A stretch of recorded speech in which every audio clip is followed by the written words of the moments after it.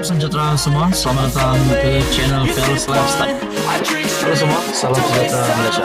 Salam sejahtera Malaysia. Halo semua, salam sejahtera Malaysia. Salam sejahtera Malaysia.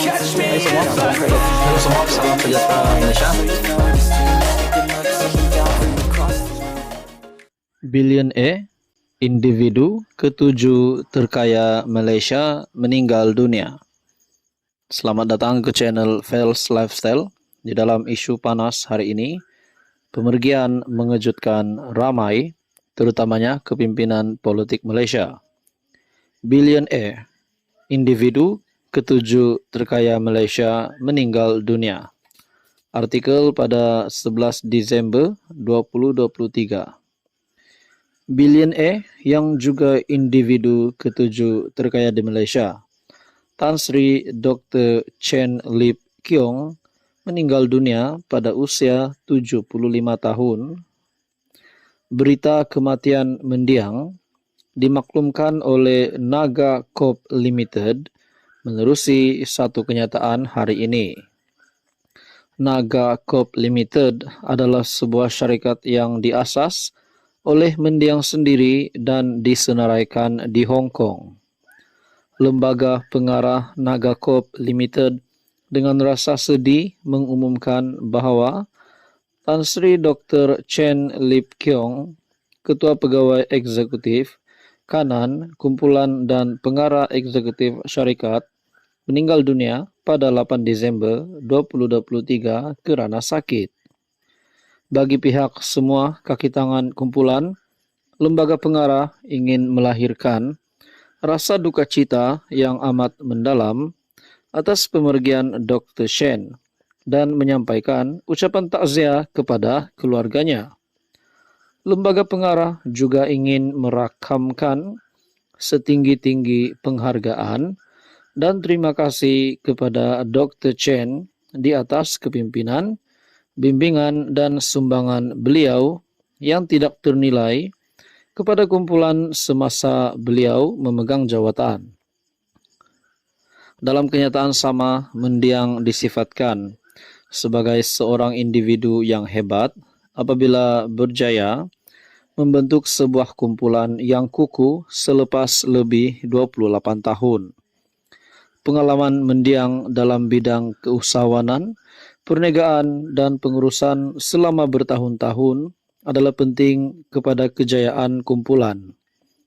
Di bawah kepimpinan berwawasan Dr. Chen, kumpulan telah mencapai pertumbuhan dan pembangunan yang luar biasa selepas bertahun-tahun mengemudi perniagaan yang teliti dan pengurusan yang mahir dan strategik.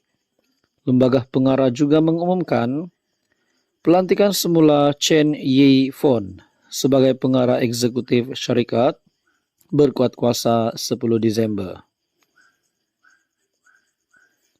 Menurut kedudukan terbaru majalah perniagaan AS, Forbes setakat Mei 2023, Lip Kiong adalah individu ketujuh terkaya di Malaysia dengan memiliki kekayaan atau nilai bersih RM13,11 bilion. Halo semua, salam sejahtera Malaysia. Terima kasih kerana memilih channel ini untuk mendapatkan maklumat-maklumat panas, info-info yang terkini, khususnya politik di Malaysia. Nah, saudara-saudara, tuan-tuan dan puan yang saya amat hormati. Ini adalah satu keputusan yang pasti membuat semua musuh-musuh ataupun kepimpinan politik yang memusuhi pimpinan Datuk Seri Anwar Ibrahim sebagai Perdana Menteri. Tak lain tak bukan, sudah pasti daripada Perikatan Nasional, Midi Yassin, Hadi Awang dan juga bekas Perdana Menteri sebanyak 2 kali, Tun Mahathir. Nah, kenapa saya kata ini satu kejutan baru dan mungkin juga kejutan buruk bagi musuh-musuh Anwar yang cuba untuk menumbangkan Datuk Seri Anwar Ibrahim, yang cuba untuk kononnya ada gerakan untuk menebuk atap, mencuri ahli parlimen kerajaan dan sebagainya. Apa-apa saja cara untuk menjatuhkan kerajaan. Nah, ini satu pesanan ataupun ini satu maklumat yang pasti membuat musuh-musuh Anwar meroyan. Tuan-tuan dan puan yang amat dihormati, dikongsikan daripada Syahabuddin Husin berkaitan dengan kenyataan ataupun titah Sultan Johor, yaitu bakal yang di Pertuan Agong ke-17. Menurut perkongsian daripada Syahabuddin, beri Anwar peluang bukti kemampuan. Bakal Agong. Sultan Johor, Sultan Ibrahim, Sultan Iskandar menyeru rakyat Malaysia agar memberi peluang kepada Perdana Menteri Datuk Seri Anwar Ibrahim untuk membuktikan dirinya. Baginda bertitah, tidak mungkin Anwar mampu membuat perubahan mendadak dalam tempo 1 tahun. Saya tidak fikir Anda boleh menukar negara dalam 1 tahun. Saya fikir kerajaan perpaduan ada menteri yang baik seperti Menteri Pengangkutan Anthony Locke, Sifuk titah Baginda dipetik dalam wawancara bersama The Straits Times Singapura. Sultan Ibrahim juga menjangkakan tidak akan ada masalah bekerja dengan Anwar kerana Baginda mempunyai hubungan rapat dengan Perdana Menteri. Baginda bertitah Anwar kadangkala menghubunginya untuk mendapatkan nasihat, walaupun pada tengah malam. Saya akan menyokong kerajaan, namun jika saya fikir mereka melakukan sesuatu yang tidak wajar, saya akan memberitahu mereka, titah Baginda. Pada 27 Oktober lalu, Sultan Ibrahim dipilih sebagai Yang di Pertuan Agong ke-17.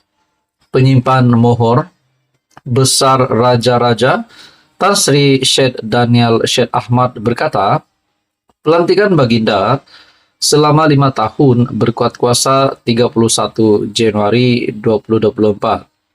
Majlis Raja-Raja juga bersetuju mengisytiharkan Sultan Perak, Sultan Nazrin Muhyiddin Shah sebagai timbalan Yang di Pertuan Agong selama 5 tahun, mulai dari tarikh sama. Sultan Ibrahim menggantikan Al-Sultan Abdullah Riayatuddin Al-Mustafa Billah Shah dari Pahang yang berkhidmat sebagai Yang di Pertuan Agong ke-16.